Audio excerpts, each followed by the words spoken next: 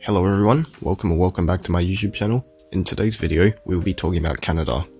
Now Canada has 10 provinces and 3 territories within its borders, and in today's video, we will be going over how each of these subdivisions got their name.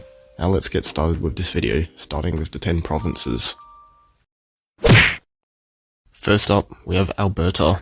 Now Alberta was named after the 4th daughter of Queen Victoria, Princess Louise, Duchess of Argyll, whose real name is Louise Caroline Alberta.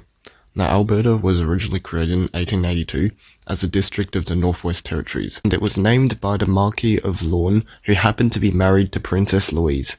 Needing a new name for the new district, he decided to name it Alberta after his wife. Next we have British Columbia. Now British Columbia was named after the Columbia River, which flows through the southern part of the province. In 1858, the area of present-day British Columbia was colonized by the British and was named after the Columbia River. However, to avoid confusion with Columbia in South America, the name of the colony was changed to British Columbia by Queen Victoria. The Columbia River got its name from a Boston fur trader named Robert Gray, who named the river after his own ship, called the Columbia Rediviva. Next, we have Manitoba. The name Manitoba is believed to have come from the Cree indigenous term Manitowapau, which translates to the narrows of the Great Spirit, which refers to the way Lake Manitoba narrows near the center. In 1870, the name was suggested by the indigenous Métis people's political leader, Louis Riel, and the name was anglicized and chosen to be the name of the new province.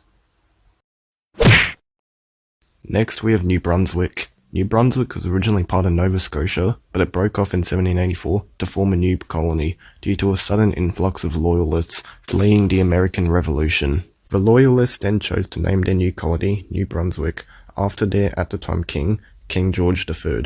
As King George III was also Duke of Brunswick, which is a city in Germany, the Loyalists chose to name the colony after its title, hence New Brunswick. Next we have Newfoundland and Labrador. Newfoundland was named by Italian explorer on the British Commission named John Cabot. Once he arrived and explored what is now the island of Newfoundland, he referred to the island as Newfoundland, as he had just discovered it. Over time, the name stuck and became the official name of the island. Now for the other half of the province, Labrador, the name Labrador is the anglicized version of the name that was given to the area by Portuguese explorer named João Fernandes. Fernandes named the area Lavrador, which is Portuguese for landholder. Until 2001, the province was only called Newfoundland, but the name was changed to Newfoundland and Labrador so that the name would better represent the whole province and not just the island Newfoundland. Next we have Nova Scotia. Nova Scotia is simply Latin for New Scotland. The area of the now province was given this name by Sir William Alexander, who was gifted the land by King James VI of Scotland in 1621. The name Nova Scotia stuck for over 200 years, and in 1867, when it became a province, it kept its name. Next we have Ontario.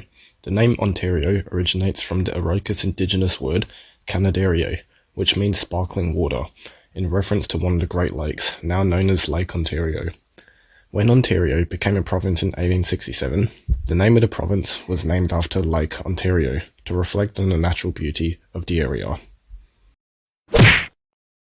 Next we have Prince Edward Island. Prince Edward Island was originally settled by the French, however in 1763, the Treaty of Paris, which ended the 7 Years' War, which saw the British and French fighting each other, made France give up all their Canadian territory to the British.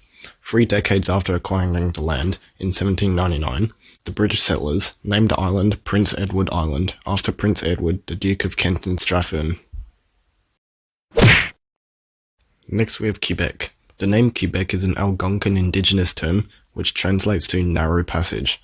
The word was used to describe the way the St. Lawrence River narrows near present-day Quebec City.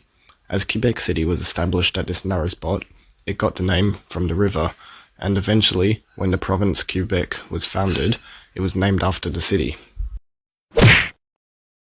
And finally for the provinces, we have Saskatchewan.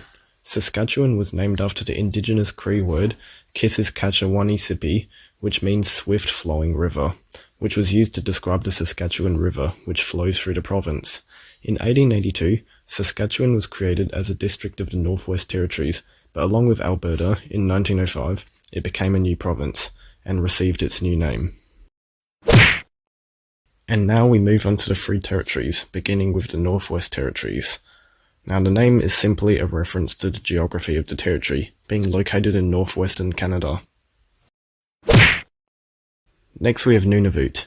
In the Inuit language, Untitled, the word Nunavut means our land, and this is a reference to the Inuits' deep connection with their land. In 1999, Nunavut was created after breaking off from the Northwest Territories, and was given the name Nunavut due to the Inuit majority living in the territory. And finally, we have Yukon. The name Yukon comes from the indigenous Gwich'in word Yukona, which means Great River. In 1846, a fur trader and explorer with the Hudson's Bay Company named John Bell canoed all the way to the Yukon River, where he met native Gwich'in peoples. The natives told Bell that they named the river Yukona, and the territory in 1898 was named Yukon after the river. Anyways, that is it for this video. If you enjoyed it, make sure you like this video and subscribe to my YouTube channel. And if you want to see more videos just like this one, then turn on notifications. And thank you for watching.